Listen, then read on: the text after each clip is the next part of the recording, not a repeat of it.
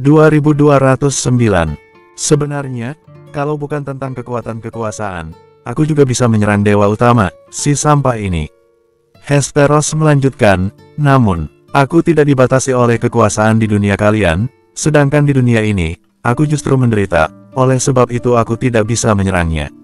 Sejak awal aku sudah memberitahumu bahwa aku cukup percaya diri kalau aku bisa membunuhnya, sebenarnya aku telah menipumu. Damar luar biasa terkejut. Hesperos kembali melanjutkan kata-katanya, jadi, aku sudah memikirkannya, tujuan dari perang ini adalah untuk mengulur waktu untukmu. Jika kamu ingin pulang, kamu harus bisa mengalahkannya. Aku tahu kamu adalah orang yang baik, jadi aku menyuruh kamu melihat-lihat daratan Lyons, berkeliling dunia ini dan melihat dunia yang menyedihkan ini, perasaan kasihan akan tumbuh di dalam hatimu.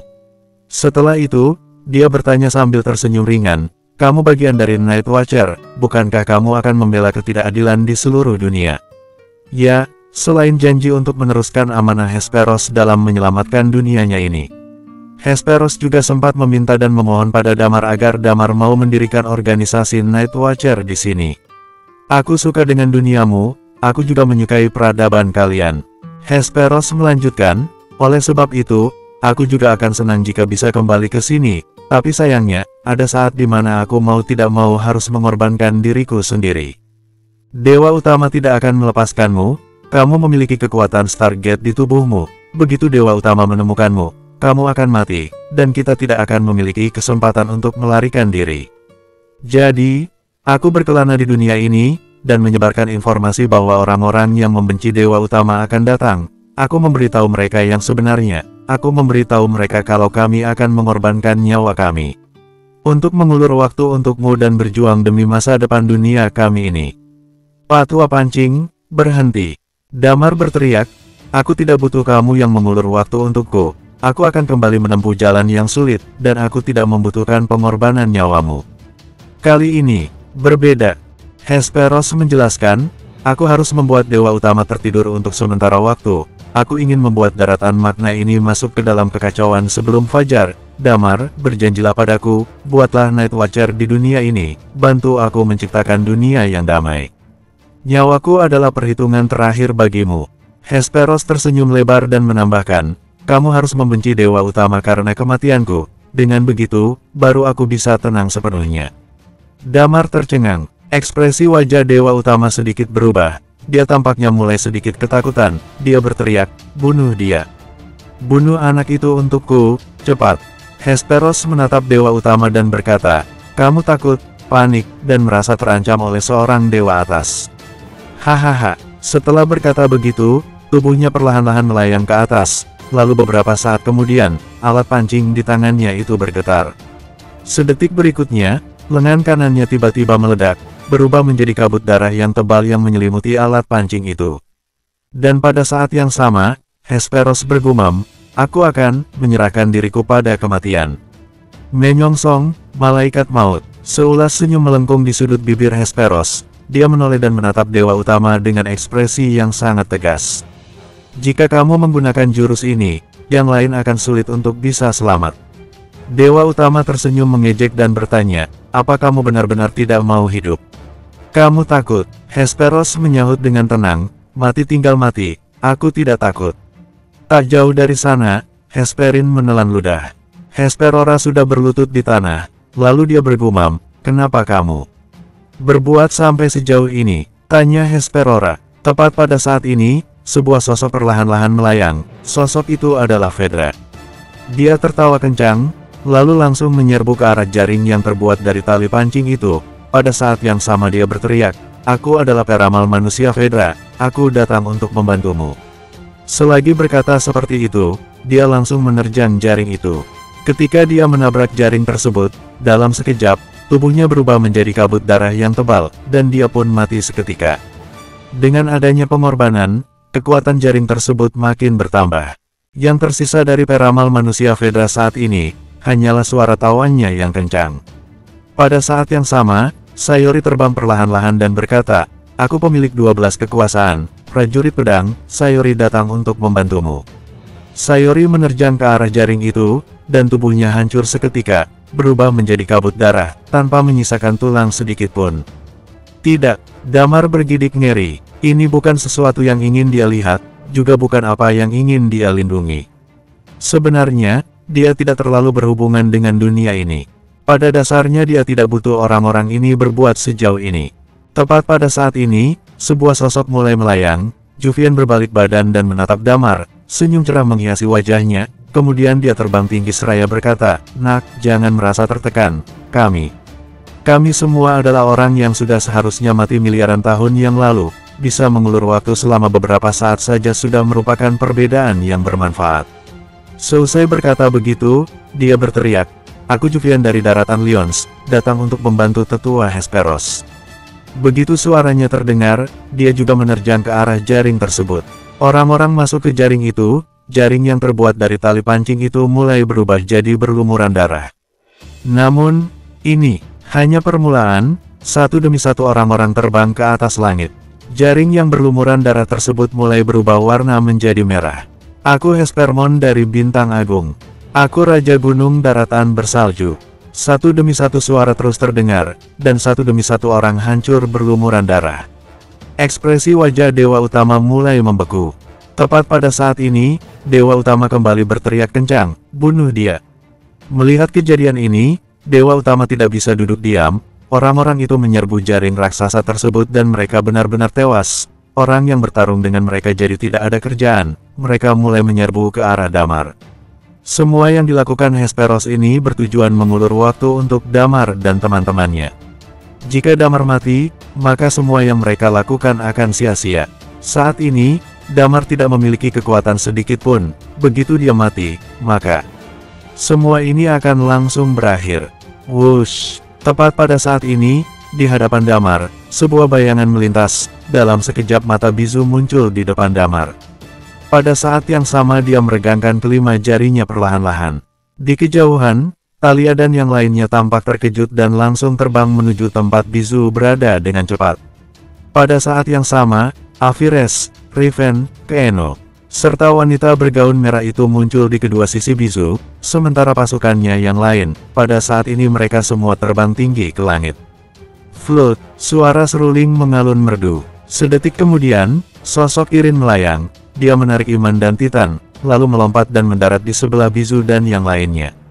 Blair, pada saat yang sama, di ujung langit, nyala api yang menutupi langit menyebar. Seekor Phoenix api berukuran raksasa juga ikut muncul dalam sekejap mata. "Kalian juga datang ke sini." Bisu berseru kepada Hurai, Stardin, dan Ulro. Mereka juga berpartisipasi dalam perang ini. Kendati mereka sedikit kewalahan, mereka tetap berusaha sekuat tenaga. Ketiganya tanpa ragu-ragu bergegas datang ke sisi bisu. Talia bertanya dengan suara kencang, "Bisu, apa yang sedang mereka lakukan? Cepat suruh mereka berhenti." Bisu menarik napas dalam, tampak sedikit kesedihan di wajahnya. Kemudian dia menyahut, "Sudah terlambat, Hesperos sudah memutuskan hal ini sejak awal. Perang ini dapat dikatakan adalah perang penentu. Hanya demi kalian, demi mengulur waktu untuk kita. Dewa Utama sangat kuat, dia menguasai kekuasaan. Kalian adalah orang-orang yang tidak terganggu oleh kekuasaan. Sedangkan kami, orang-orang dari dunia ini, tidak ada satupun yang bisa mengalahkannya. Oleh karena itu semua harapan kami ada pada kalian. Tapi, kekuatan kalian sekarang masih belum cukup." Bisu buru-buru menjelaskan, "Maka dari itu, sejak awal tetua Hesperos sudah memperhitungkan hal ini. Hanya saja dia tidak mengatakannya kepada kalian. Kalau dia mengatakannya, begitu kalian tahu, pasti kalian akan keberatan." Bersambung 2210. Ekspresi wajah Damar menjadi sangat tidak enak dilihat. Meskipun dia tidak mengenal sebagian besar dari orang-orang itu, tetapi melihat satu persatu sosok mereka yang melemparkan diri mereka ke langit, dia tetap merasa tidak senang akan hal itu. Hatinya terasa sesak. Terutama Hesperos, Damar tahu, setelah perang ini, dia pasti akan mati. Ini membuat Damar semakin marah. Namun, saat ini, di dalam tubuhnya, bahkan tidak bisa meningkatkan chi sedikit pun, dia hanya bisa marah. Kalau dia sedikit lebih kuat lagi, mungkin semuanya akan berbeda. Akan tetapi, waktu yang tersisa untuk mereka benar-benar terlalu sedikit. Iman menghela napas panjang. Riven juga ikut menyahut, tujuan dari perang ini adalah untuk mengulur waktu, hanya itu saja tujuannya. Beberapa orang dari kami ini diatur untuk tetap tinggal dan membawa kalian keluar dari kepungan, lalu mengajak kalian mencari sebuah tempat yang aman. Selama Dewa Utama tertidur, kalian akan punya cukup waktu untuk mencapai kekuatan setingkat dia sebelum dia bangun. Kini, semua orang sedang bergerak mengepung mereka. Jaring raksasa di langit berubah jadi berwarna merah darah. Alat pancing itu kini berubah hitam pekat bagaikan tinta, itu disebabkan oleh pembekuan darah yang tak terhitung banyaknya. Keluar dari kepungan, teriak bisu. Saat ini, di atas mereka, senjata terbang beterbangan memenuhi langit. Di ujung langit, seekor Phoenix terbang mendekat, api yang begitu besar menyala-nyala, lalu dalam sekejap mata jatuh ke tanah. Seluruh medan perang, dalam sekejap berubah menjadi lautan api. Kita harus pergi. Chibizu melonjak, Bizu langsung berubah menjadi naga. Semua orang pun naik ke atas punggungnya. Beberapa saat kemudian, kelima cakarnya bergetar, lalu dia terbang tinggi di langit. Tepat ketika dia mulai terbang, serangan yang tak terhitung banyaknya juga datang menyerbu ke arah Bizu. Tubuh Bizu dengan cepat berubah menjadi putih seputih batu giok, dan pada saat yang sama, pasukannya yang lain juga melakukan yang terbaik untuk melawan balik. Bizu dan gadis Phoenix berusaha melindungi Damar dan yang lainnya dari serangan dan ledakan kekuatan malaikat maut Hesperos di medan tempur. Damar berdiri di atas punggungnya, matanya tertuju pada Hesperos yang berada jauh di sana. Kabut darah di sekeliling tubuh Hesperos sedikit demi sedikit menyebar, dia seolah terus-menerus berubah menjadi transparan. Akan tetapi, tatapan matanya justru terlihat sangat tegas. Dalam hati, Damar merasa sedikit tertekan. Di tubuh Hesperos, dia melihat semangat seorang Night Watcher. Dia benar-benar ingin membentuk pasukan Night Watcher untuk daratan magna. Dahulu, ketika melawan serangan Ghost, para Night Watcher juga melakukan hal yang sama. Satu persatu dari mereka mengorbankan dirinya masing-masing. Damar tidak ingin melihat Hesperos mati. Hesperos berjasa bagi bumi, bahkan kalau bukan karena Hesperos, bumi mungkin sudah dihancurkan oleh orang-orang Big Jade. Sebelum Big Jade mengumpulkan pasukan untuk menyerang, mereka sudah dibunuh oleh Hesperos. Pada serangan kedua kalinya, dia juga ikut membantu. Begitu pula pertarungan demi pertarungan selanjutnya, dia bertindak sebagai perantara, barulah Damar dan teman-temannya bisa sampai pada titik ini. Hesperos layak menjadi orang yang dia hormati. Dia tidak bisa menahan serangan di sekitarnya, dia hanya bisa memberikannya kepada orang lain. Saat ini, sudah tidak ada sedikit pun chi di dalam tubuh Damar. Melihat keadaan Hesperos, Damar pun berteriak, "Oh tua pancing, aku berjanji padamu, suatu hari nanti, aku pasti akan memusnahkan istana langit, dan aku akan membangun daratan yang damai untukmu. Aku pasti akan membunuh Dewa Utama, dan memberikan dunia yang cerah untukmu." Saat ini, ada banyak sekali hal yang tidak dapat berubah. Tidak peduli betapa sedihnya Damar, tetap tidak ada pilihan lain, dia hanya bisa berjanji pada Hesperos. Dia akan menghabiskan seluruh sisa hidupnya untuk mewujudkan janji ini. Di kejauhan, bibir Hesperos melengkungkan sebuah senyuman. Ketika orang terakhir melemparkan dirinya ke dalam kabut darah, Hesperos tersenyum tipis dan menyahut, "Kamu mengatakan itu saja sudah cukup." Setelah berkata seperti itu, dia menoleh dan menatap ke arah Dewa Utama. Tiba-tiba, dia yang semula tenang, kini meraung ke arah langit, demi semua orang yang masih bernapas saat ini.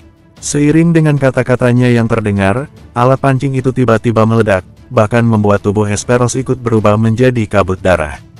Dengan kekuatan malaikat maut, Hell Surat, boom, boom, di pegunungan Lagiri yang sangat besar, pada saat ini tiba-tiba muncul ledakan. Di tubuh Dewa Utama, juga ada sebuah aura mengalir keluar. Tali pancing yang tak terhitung banyaknya itu terus menyusut, dan pada titik tertentu, seolah ditekan hingga mencapai batasnya, lalu langsung meledak. Ledakan yang mengerikan itu menyapu seluruh tempat itu, orang-orang yang tak terhitung banyaknya berlari sejauh mungkin dengan perasaan penuh ketakutan. Akan tetapi, ada banyak orang yang sudah terlambat menyelamatkan diri. Sedangkan binatang-binatang buas baik-baik saja, karena sejak awal Kirin sudah memberikan perintah untuk mundur, oleh sebab itu banyak binatang buas yang sudah berlari pergi.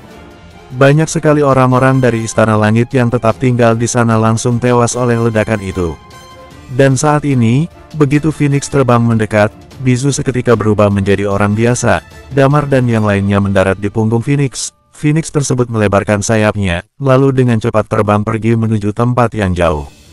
"Tinggalkan aku," Tepat pada saat ini, di tengah suara ledakan, sebuah suara penuh amarah terdengar. Kalian pergi dan kejar mereka semua, jangan biarkan seorang pun dari mereka kabur. Extreme level master dari Istana Langit hampir tidak ada yang mati, kecuali satu orang yang sudah damar bunuh.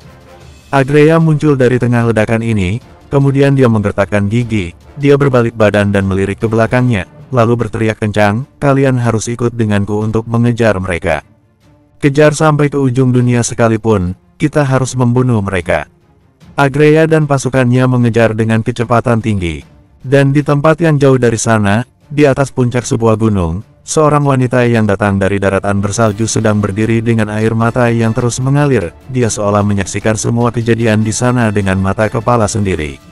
Kesedihan yang mendalam menyebar di seluruh tubuhnya. Tepat pada saat ini, di hadapannya, udara kosong berfluktuasi untuk sesaat. Tak lama setelah itu, beberapa sosok muncul di kedua sisinya. Ada pria tua yang berasal dari daratan Lyons, serta seekor penyu raksasa. Hesperos, gumam wanita itu. Hei, pada saat ini, pria itu tersenyum ringan dan berkata, kekasih lamamu sudah mati, aku sudah tidak dapat menahan perasaan di dalam hatiku. Wanita itu menoleh, dia menatap ke arah pria itu dan menyahut, sekali lagi kamu berbicara omong kosong, aku akan merobek mulutmu. Pria itu sama sekali tidak marah, dia hanya berdiri di tempatnya sambil tersenyum lebar, kemudian dia tertawa ringan dan menatap ke kejauhan. Seekor Phoenix membawa Damar dan teman-temannya, lalu terbang dengan kecepatan tinggi menuju ke arah sini. Di belakang punggungnya, Sky Wings yang tak terhitung banyaknya terbentang, lalu terbang dengan rapi di belakang mereka. Pada saat ini wanita itu bertanya dengan acuh tak acuh, kalian juga memutuskan untuk bertarung. Pria tua itu mendongak, lalu tersenyum tipis dan menjawab, ada seorang gadis reinkarnasi dengan kepribadian yang cukup baik, aku sudah memutuskan untuk melindungi nyawanya. Pria itu terkekeh dan berkata, jangan tanya aku memang berteman baik dengan Hesperos, aku juga pernah berutang budi padanya, kini dia telah mati, aku datang untuk membayar utangku padanya. Selagi dia berkata begitu, Phoenix terbang menghampiri, kemudian langsung mendarat ke bawah. Cek, gadis Phoenix. Pria itu terkekeh seraya berkata, kamu terluka parah akibat ledakan itu. Aku dapat hidup abadi, jangan bicara omong kosong, cepat antarkan kami. Phoenix tersebut berubah menjadi seorang wanita, kemudian Damar dan teman-temannya mendarat di punggung penyu raksasa itu. Bersambung, 2211. Dan pada saat yang sama, pria tua dan dua orang wanita itu melompat turun dari punggung penyu raksasa. Dan saat ini, tubuh Bizu tiba-tiba bergetar hebat, dia menatap kapal di punggung penyu raksasa itu, kemudian berteriak memanggil, Sifne. Kalian pergi dulu, tidak aman di sini.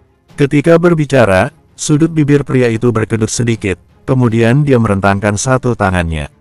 Dalam sekejap mata, Damar merasakan ruang di depannya terdistorsi untuk sesaat. Penyu raksasa itu langsung merangkak dua langkah ke depan. Dan saat ini, semua pemandangan di hadapan Damar dan teman-temannya mengalami perubahan yang mencengangkan. Pada saat ini, Agreya juga bergegas terbang mengikuti. Begitu dia melihat orang-orang di bawah, ekspresi wajahnya berubah dan dia berkata, apakah kalian ingat kata-kataku? Kata-katamu. Ruang di belakang pria itu kembali normal, sedangkan Damar dan yang lainnya sudah sepenuhnya menghilang, tak terlihat. Pria itu mendongak menatap Agreya, lalu mengerutkan bibirnya dan berkata, tanpa dewa utama, kamu hanyalah seekor ayam. Setelah berkata begitu, dia melangkah maju dan berkata dengan acuh tak acuh, aku ingatkan kalian, siapapun yang bergerak maju, akan mati di sini. Terlihat kegilaan di dalam sorot mata pria itu. Kontras dengan wanita yang ada di sebelahnya itu yang sangat lembut dan berdiri di sana sambil tersenyum manis. Ekspresi wajah Agreya tampak sangat tidak enak dilihat, dia memelototi sekelompok orang itu dengan tajam. Begitu melihat Damar dan yang lainnya sudah menghilang, kedua matanya penuh kemarahan.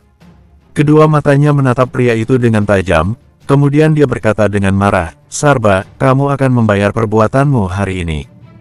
Jangan bicara omong kosong, wanita jalang.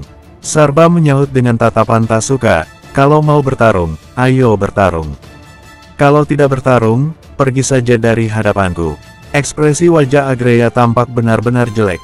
Pada saat ini, di sebelahnya, Boa berkata dengan raut wajah yang tidak enak dilihat, kita lawan saja mereka, pasukan kita ada sebanyak ini, masa kita takut tidak akan berhasil?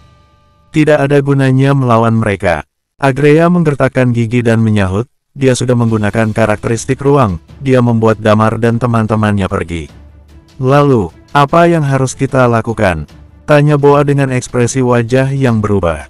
Agreya menarik napas dalam, sorot matanya tertuju pada 4 orang yang ada di bawah. Kemudian dia berkata, kita bicarakan lagi setelah kemenangan atau kekalahan ayah ditentukan. Kedua belah pihak berada di jalan buntu di tempat itu. Di belakangnya, suara ledakan masih terus bergema di seluruh pegunungan Lagiri. Seluruh jaringan pegunungan Lagiri pada saat ini seolah bergetar. Batu yang tak terhitung banyaknya berguling berjatuhan ke bawah. Di dalam kota 1000 monster yang terpisah jauh, rumah dan bangunan yang tak terhitung banyaknya hancur. Di pusat ledakan itu, di dalam jaring yang terbentuk dari tali pancing itu, ada 2 sosok yang sedang berhadapan. Lengan kiri Hesperos hancur, darah segar terus mengalir di sudut mulutnya, sepertinya dia bisa mati kapan saja. Tak, di hadapannya, seseorang tampak sedang berdiri setengah berlutut di tanah, sebilah pedang di tangannya jatuh ke tanah, suara tawa yang aneh keluar dari mulutnya, kemudian dia berkata, saat itu, alasan mengapa aku memilih menyuruh Stargate mengirimmu pergi adalah karena aku berpikir bahwa membiarkanmu adalah masalah yang lebih besar dibandingkan Raja Naga. Sejujurnya, Dewa Utama tersenyum mengejek, lalu melanjutkan, dalam hal kekuatan, kalau aku tidak memiliki kekuasaan, aku tidak akan bisa mengalahkanmu sepenuhnya. Tapi sayangnya, pada akhirnya kamu tidak bisa mencapai tingkat ini.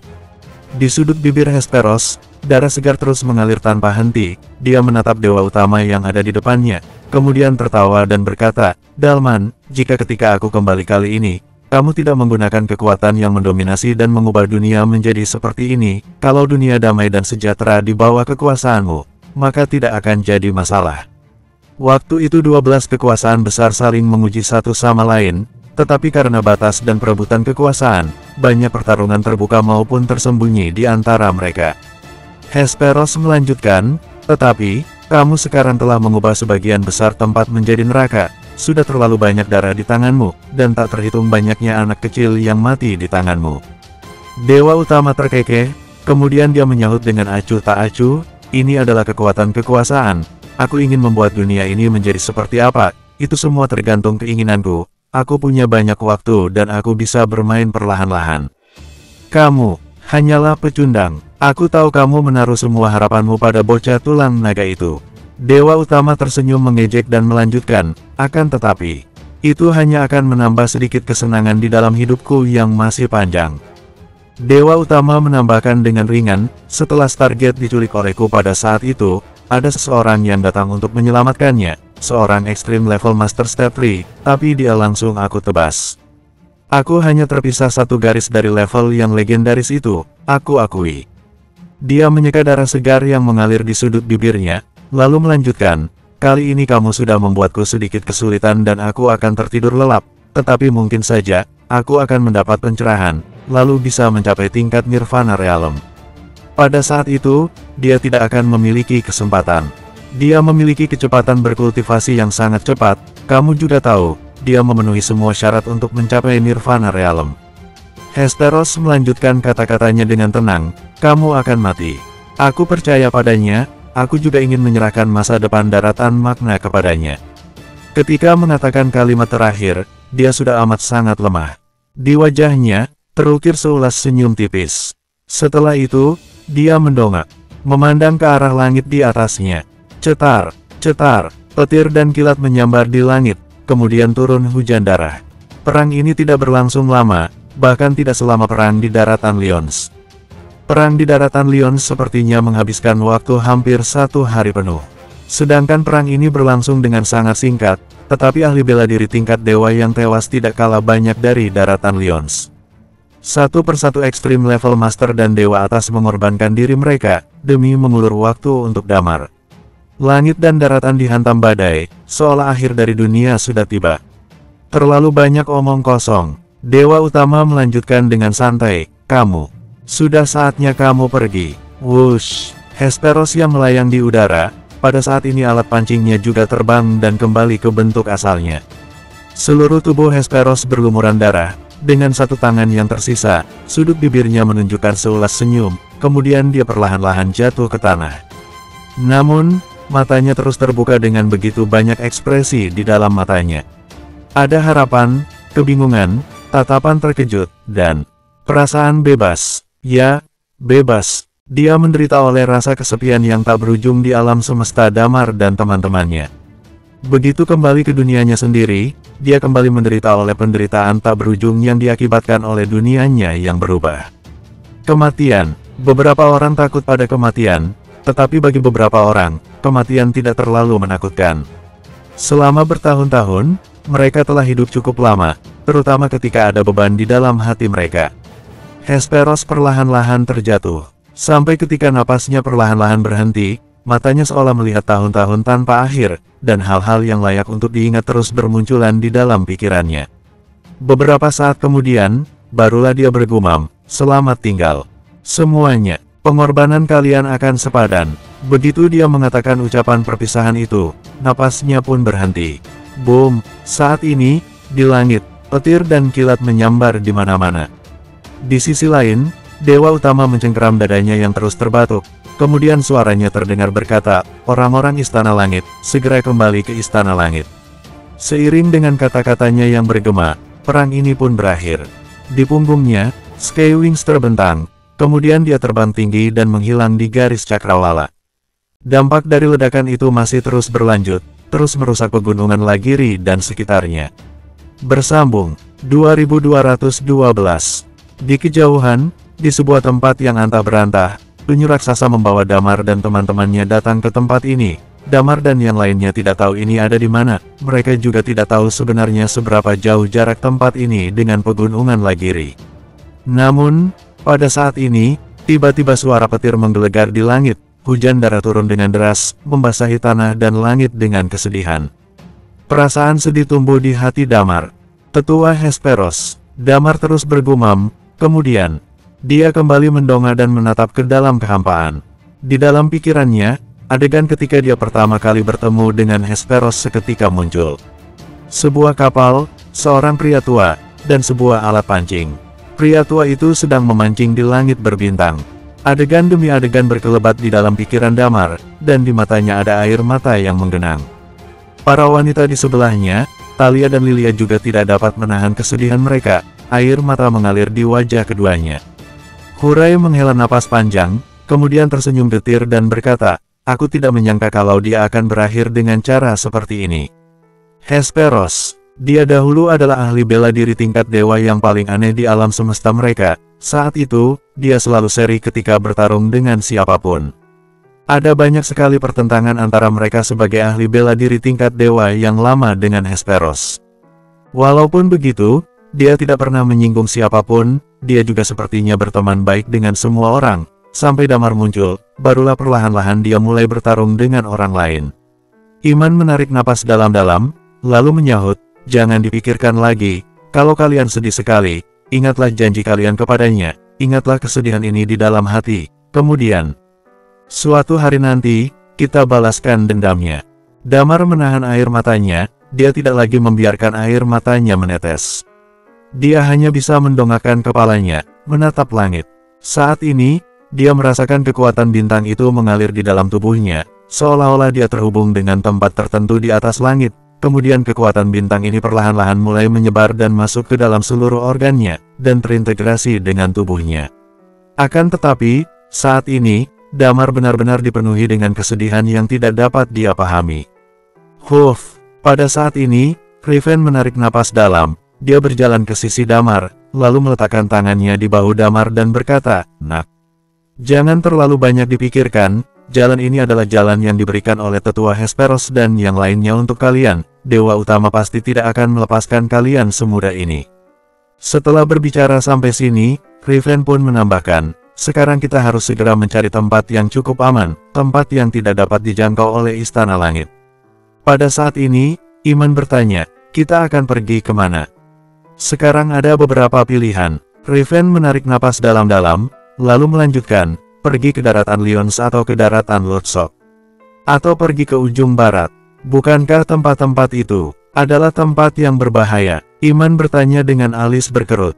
Benar, kita juga bisa bersembunyi di kedalaman daratan Lions atau makam naga. Kalau kita bersembunyi di tempat-tempat berbahaya seperti ini, begitu Istana Langit mengetahuinya, mereka tidak akan berani masuk tanpa pertimbangan. Kalian hanya harus berkultivasi saja di dalam sana, jawab Riven. Sebenarnya, aku punya satu saran tempat yang bisa kita tinggali, di sana. Hurai menarik napas dalam-dalam, lalu menambahkan, bahkan bisa menghapus jejak kekuasaan. Oh ya, Riven bertanya dengan heran, apakah ada tempat seperti itu di dunia ini? Hurai menganggukkan kepala dan menjawab, ini adalah tempat yang dibuat oleh tetua kalian sendiri. Daratan Oertir yang ada di daratan Magna. Daratan Oertir, alis bisu berkerut, lalu dia melanjutkan, tempat itu adalah wilayah bangsa Orcs. Hurai menyahut, bukan, hanya ada beberapa manusia dan Orcs di dalamnya. Dan tempat itu juga cukup cocok untuk berkultivasi, lingkungannya masih asri. Bagaimana kalau aku membawa kalian ke sana? Sekarang emosi kalian sedang tidak stabil, setelah menunggu beberapa saat, baru kita bahas lagi semuanya. Oke, Bizu menganggukkan kepala. Pada saat ini, penyu raksasa yang mereka tumpangi ini sepertinya mengerti percakapan mereka. Dia bergerak selangkah demi selangkah menuju ke arah timur. Bizu membungkuk, lalu mengelus pelan punggung penyu raksasa ini. Di dalam sorot matanya tampak kesedihan yang mendalam. Walaupun dia seekor penyu, tetapi gerakannya tidak lambat. Setiap satu langkahnya dapat menempuh jarak yang cukup jauh. Di dekat pegunungan Lagiri, pasukan khusus yang tak terhitung banyaknya saat ini melayang di udara. Perang Istana Langit ini telah menimbulkan banyak kerugian. Saat ini, suara Dewa Utama tiba-tiba bergema, lalu ekspresi wajah Agreya menjadi sangat tidak enak dilihat. Matanya memelototi beberapa orang di bawah dengan tatapan tajam, kemudian dia berkata, kalian benar-benar cari mati, tunggu saja, aku akan menemukan kalian satu persatu, lalu membunuh kalian semua. Setelah berkata seperti itu, dia berteriak dengan suara yang dingin, kita mundur. Orang-orang Istana Langit mulai meninggalkan medan perang dan terbang ke lapisan awan di langit, lalu menghilang. Setelah mereka sudah tak terlihat lagi, pria tua itu menghela napas panjang, dia menatap ke arah Sarba yang ada di sebelahnya, kemudian berkata, bolehkah aku minta tolong padamu untuk mengantarkanku kembali ke daratan Lions? Sarba meliriknya dengan tatapan menghina, lalu menyahut, siapa yang mau mengantarmu, sialan. Pulanglah sendiri, selanjutnya terserah padamu. Setelah berkata begitu, dia tersenyum sinis dan berkata, biar ku katakan hal ini padamu, wilayah di sekitar pegunungan Lagiri ini adalah wilayah yang aku inginkan. Kalian tidak ada yang boleh menginginkan tempat ini. Kalau tidak, aku akan pergi ke wilayah kalian dan membunuh seseorang setiap hari, kemudian pergi. Setelah itu, dia kembali tersenyum sinis dan melanjutkan kata-katanya, orang lain mungkin juga akan memanfaatkan kekacauan ini. Pak Tua, aku berjanji padamu, aku tidak akan menyentuh daratan Lions. Alis pria tua itu mulai berkerut. Pada saat ini, wanita yang mengenakan pakaian kerajaan itu berjalan selangkah demi selangkah menuju ke pegunungan Lagiri. Walaupun Dewa Utama sudah pergi, tetapi ledakan serang terakhir mereka masih menimbulkan aktivitas hingga saat ini. Tanah juga masih belum berhenti bergetar, dan sebuah energi yang mengerikan membuat lingkungan menjadi sedikit tidak stabil dan masih terus berfluktuasi. Alis pria tua itu berkerut, kemudian dia bertanya, apa yang ingin kamu lakukan? Dia sudah mati. Wanita yang mengenakan baju kerajaan itu menjawab dengan acuh tak acuh, aku tidak ingin dia dimakamkan di tempat ini, aku ingin membawanya kembali ke wilayah utara, aku ingin membawanya pulang. Dia sebenarnya adalah orang dari Bintang Agung, mayatnya harus dimakamkan di Bintang Agung, barulah dia mendapat akhir yang baik. Ucap pria tua itu lagi. Wanita itu tidak memedulikan si pria tua, dia lalu berjalan masuk ke dalam lapisan debu dan energi di depannya dan menghilang. Waktu pun berlalu, 2 jam kemudian, di dalam penjara di Istana Langit. Asteria menatap anak perempuan di depannya. Di tubuh anak perempuan itu ada seberkas cahaya yang perlahan-lahan masuk ke dalam tubuhnya. Asteria bertanya, apa yang kamu lakukan untuk membantunya? Hehehe, anak perempuan itu tersenyum sambil menyahut, aku harus kembali, mereka sepertinya sudah kembali, ya. Pak tua itu terluka parah, aku harap dia cepat mati saja. Ketika mereka sedang berbincang, dia berubah menjadi sebuah bintang, lalu menghilang. Di dalam kegelapan, suara serak itu kembali terdengar, dia berkata, Dalman terluka. Tidak mungkin, benar-benar tidak mungkin. Suara serak itu kembali berkata, dia luar biasa kuat, bagaimana mungkin ada orang yang bisa melukainya? Tidak mungkin, ini benar-benar mustahil. Sedangkan Asteria dan Hoshi duduk di sana dengan wajah yang memucat. Dewa utama kembali ke kediamannya dalam keadaan terluka.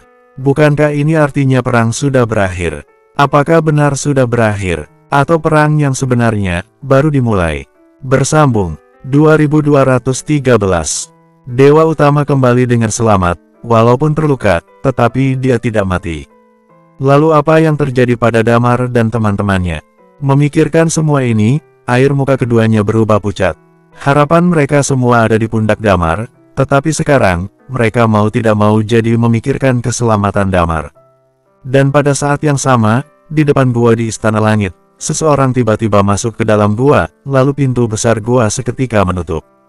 Tak lama kemudian, satu persatu orang mendarat di depan gua tersebut. Di dalam gua, suara dewa utama yang berwibawa bergema. Dia berkata, aku akan mundur selama beberapa waktu. Ketika aku tidak ada, semua urusan Istana Langit akan dipimpin oleh Agreya. Ayah, apakah ayah terluka? Agreya bertanya dengan tatapan cemas. Aku terluka, tapi tidak terlalu parah. Aku butuh waktu untuk tidur, ingat kata-kataku tadi. Yang lainnya silakan pergi, tinggalkan Agreya seorang diri. Suara dewa utama terdengar sedikit terburu-buru. Yang lainnya tercengang, namun tidak ada satupun yang berani membantah. Mereka semua pun pergi dari gua itu, menyisakan Agreya seorang diri. Dewa utama menghela napas panjang, suaranya berubah menjadi sedikit lebih ramah.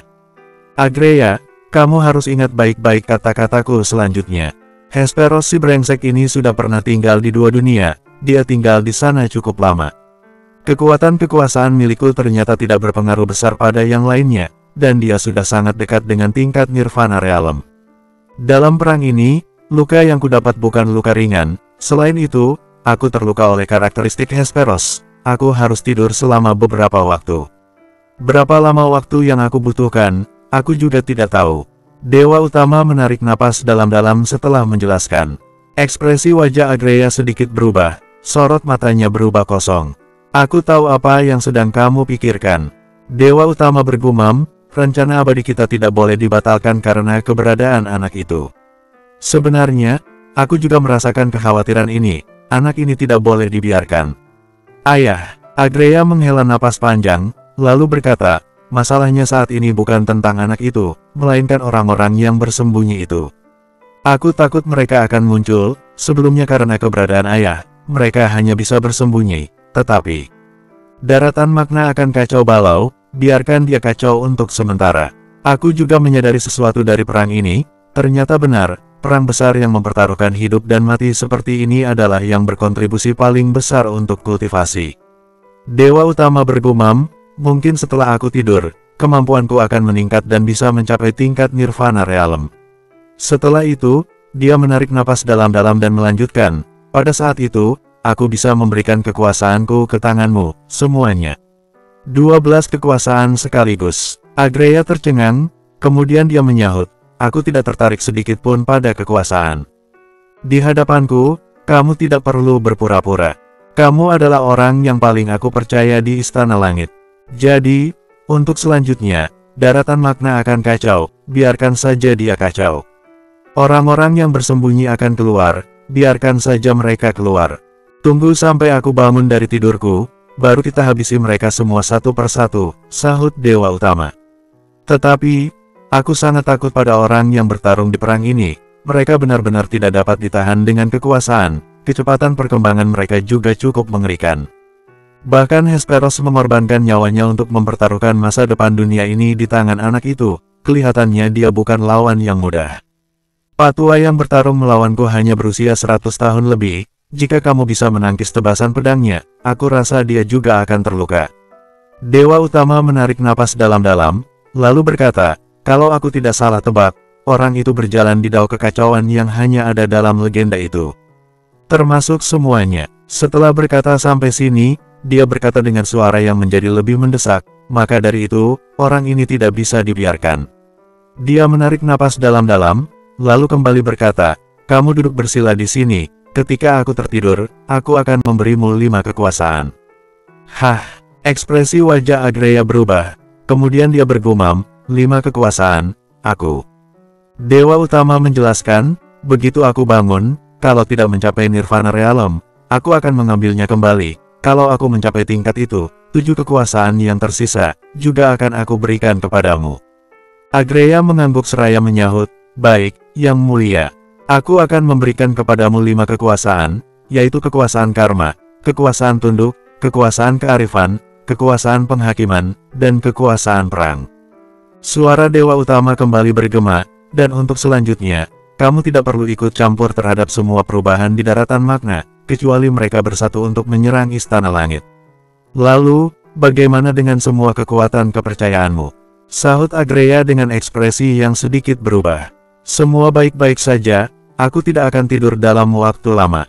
Dewa Utama menarik napas dalam-dalam, lalu melanjutkan, ketika aku tertidur, kamu harus mengumpulkan seluruh kekuatan Istana Langit, mencari si tulang naga, lalu membunuhnya. Sedangkan Bizu, gadis Phoenix, Riven, dan teman-temannya yang tersisa akan jadi urusanku. Namun, karena tidak ada Lear, keadaan sekarang jadi sedikit sulit. Sahut Agreya, cari solusinya. Dewa Utama melanjutkan, pergilah ke penjara awan dan bawa keluar beberapa orang dari sana. Ketika dia berbicara sampai sini, suaranya tiba-tiba berteriak. Setelah beberapa saat, dia menarik napas dalam-dalam dan berkata, sisanya, kamu cari solusinya, sekarang aku tidak ada waktu untuk berbicara, aku akan masuk ke kondisi tidur. Kalau aku pergi ke penjara awan, begitu aku membawa keluar orang-orang dari penjara awan, aku takut aku tidak akan bisa memanfaatkan mereka dengan baik, ucap Agreya. Tetapi, setelah dia selesai berbicara, di dalam gua tidak ada yang membalas kata-katanya lagi. Kening Agreya berkerut, kemudian dia membungkuk hormat ke arah gua. Saat ini, kekuatan kekuasaan teknik bela diri Dewa Utama seketika masuk ke tubuh Agreya. Agreya bangkit berdiri, lalu membungkuk hormat kepada gua. Kemudian, dia balik badan dan berjalan keluar, terlihat cahaya kebahagiaan muncul di dalam matanya. Ya, dia selalu menginginkan kekuasaan, dia ingin memiliki kekuasaan sepenuhnya. Tentu saja, Damar benar-benar tidak mengetahui semua ini. Penyu raksasa yang membawa mereka semua di punggungnya berjalan ke arah timur. Perjalanan ini sudah memakan waktu 2 hari. Di atas punggung sang penyu saat ini, Titan sedang membungkuk. Bizu bertanya dengan sedikit panik, bagaimana? Apakah kamu bisa menjelaskannya? Kamu menyebalkan sekali. Titan berkata dengan heran, kamu sudah bertanya 7-8 kali dalam sehari. Telingaku bisa tuli mendengarnya, jangan ganggu aku dulu, oke. Bizu tercengang, kemudian berjalan ke sisi yang lain dengan patuh. Titan mempelajarinya sambil berdeham, kemudian dia berkata, Bizu, kalau aku mengangkat kutukan di tubuh adikmu, itu artinya dia akan berutang padaku. Tentu saja, sahut Bizu, permintaanku adalah aku ingin menikah dengannya, itu bukan permintaan yang keterlaluan, kan? Seru Titan. Begitu mendengar kata-kata Titan, Bizu perlahan-lahan masuk ke dalam keadaan seperti orang linglung. Kemudian dia menggelengkan kepala dan berkata, tidak boleh. Kamu terlalu mesum. Hei, aku ini harusnya termasuk tampan dan keren, kan? Tapi kamu malah menyebut aku mesum. Aku ini kan bukan si Guntur, ujar Titan. Bizu justru menggelengkan kepalanya lalu dia melihat ke arah yang lainnya.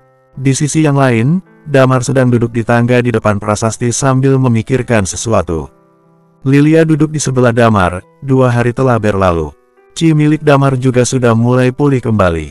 Pada saat ini, wanita yang matanya ditutup dengan kain merah itu berjalan ke depan mereka. Dia melihat ke arah tulisan di atas prasasti tersebut, lalu tersenyum kecil dan berkata, jika aku tidak salah tebak, kura-kura raksasa ini adalah monster yang dulu dijuluki penyu ajaib.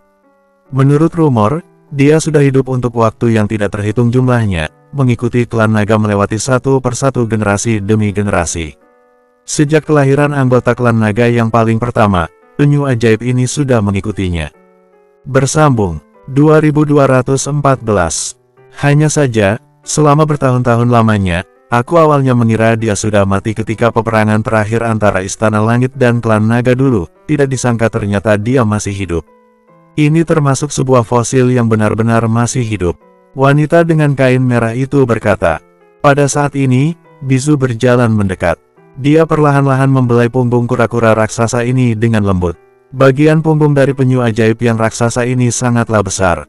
Di bagian depan, terdapat sebuah batu prasasti yang sangat besar. Batu prasasti ini sepertinya terhubung dan telah menjadi satu dengan tubuhnya.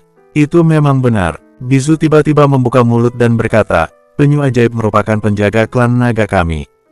Penyu ajaib memiliki roh sendiri, hanya saja dia tidak dapat membuka mulut untuk berbicara, tapi dia dapat mendengar dan memahami percakapan kita.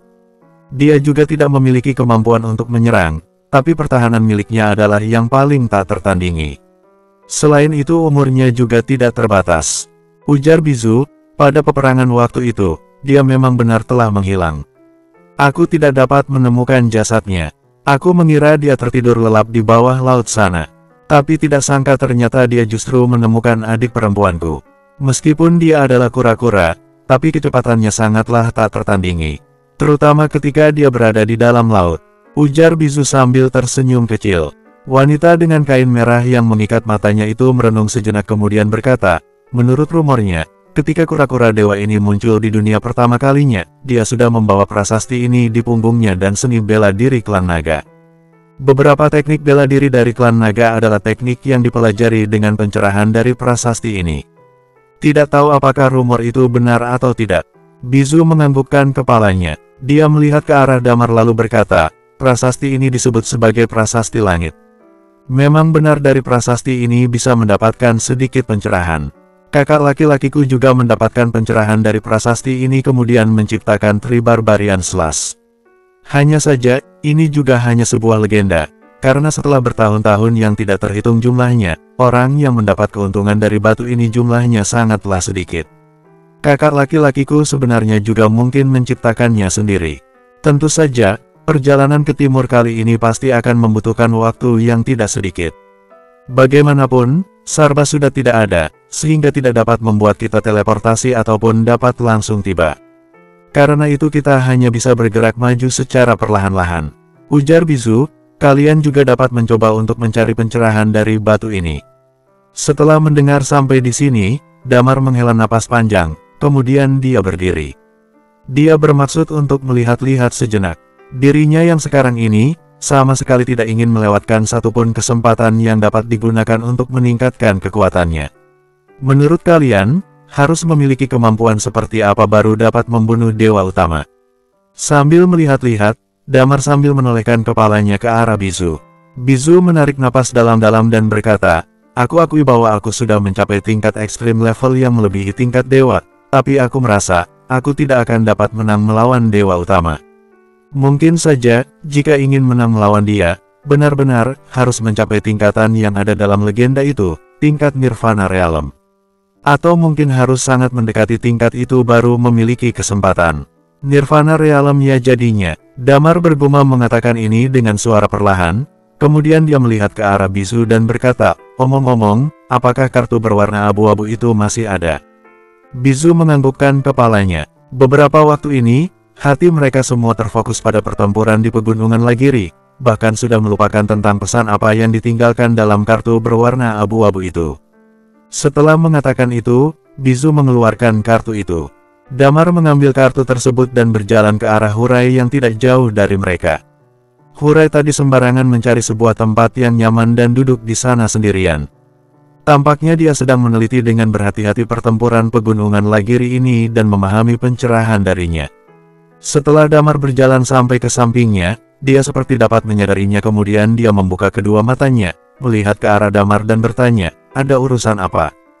Tetua, apakah kamu tahu barang ini? Tanya Damar. Hurai melirik barang itu sejenak kemudian mengangguk-anggukkan kepalanya dan berkata, ini namanya Cloud Chip. Ada apa? Dilihat-lihat, seharusnya di dalam chip ini ada isinya. Hanya saja di atasnya tidak terdapat tombol apapun jadi aku tidak tahu harus bagaimana untuk membukanya. Ujar Damar merenung sejenak. Hurai tersenyum sedikit kemudian berkata, itu hal yang mudah. Hurai menerima chip itu dan kemudian tangannya langsung bergerak-gerak di atasnya. Dalam sekejap, dari chip itu menyala dengan garis-garis berwarna biru yang mengambang di atas chip tersebut. Chip itu tiba-tiba mengeluarkan semburan cahaya. Pada detik berikutnya, jari-jari Hurai bergerak mengulir sedikit lalu kemudian langsung menariknya.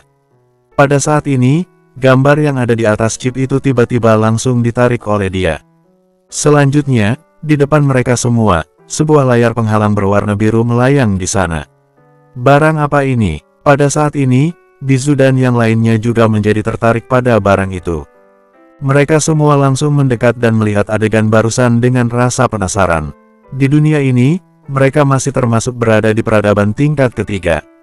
Mereka masih belum mengenal teknologi yang dapat memproyeksikan sesuatu keluar seperti ini. Cloud Chip. Pada saat ini, Ulro berjalan mendekat dan berkata, "Kita dari galaksi Vari paling ahli dalam membuat barang ini. Cloud Chip yang ada di tanganmu ini masih tergolong bagus, hanya saja pengerjaannya sedikit lebih buruk. Kira-kira berada di ambang batas produk peradaban tingkat ketujuh." Orang yang lainnya merasa sedikit bingung, terutama Riven dan yang lainnya yang hampir tidak pernah melihat produk secanggih ini. Raja Naga. Pada saat ini Keno dan Avires sama-sama tercengang. Bizu melihat ke arah pemandangan yang muncul dalam gambar itu kemudian sedikit membungkuk hormat dan berkata, "Leluhur." Di dalam gambar itu, tampaknya berada di sebuah paviliun di dalam gunung. Dua orang sedang duduk saling berhadapan. Seorang pria tua tampak memiliki sedikit kemiripan dengan Bizu. Dia mengenakan sebuah jubah. Di atas kepalanya terdapat dua buah tanduk, kelihatannya agak sedikit aneh. Sedangkan di sisi yang berlawanan, duduk seorang pria parubaya. Di antara jari-jarinya, dia sedang menjepit bidak catur dan di antara kedua alisnya ada perasaan seperti tidak menganggap serius segala hal yang ada. Damar mengingat sedikit tentang kedua orang ini. Mereka berdua tentu saja adalah dua mayat yang berbaring di dalam dua peti mati di altar klan naga. Damar menelan seteguk air liurnya. Menurut kata-kata Bizu, di dalam kartu ini, ada kemungkinan besar terdapat informasi tentang bagaimana untuk mencapai tingkat Nirvana Realm. Pandangan semua orang langsung tertuju kemari. Bizu dan yang lainnya menunjukkan pandangannya yang sedikit penasaran. Bagi orang-orang seperti mereka, mereka belum pernah melihat barang ajaib yang seperti ini. Di dalam layar, Raja Naga mengenakan pakaian tradisional duduk di sana.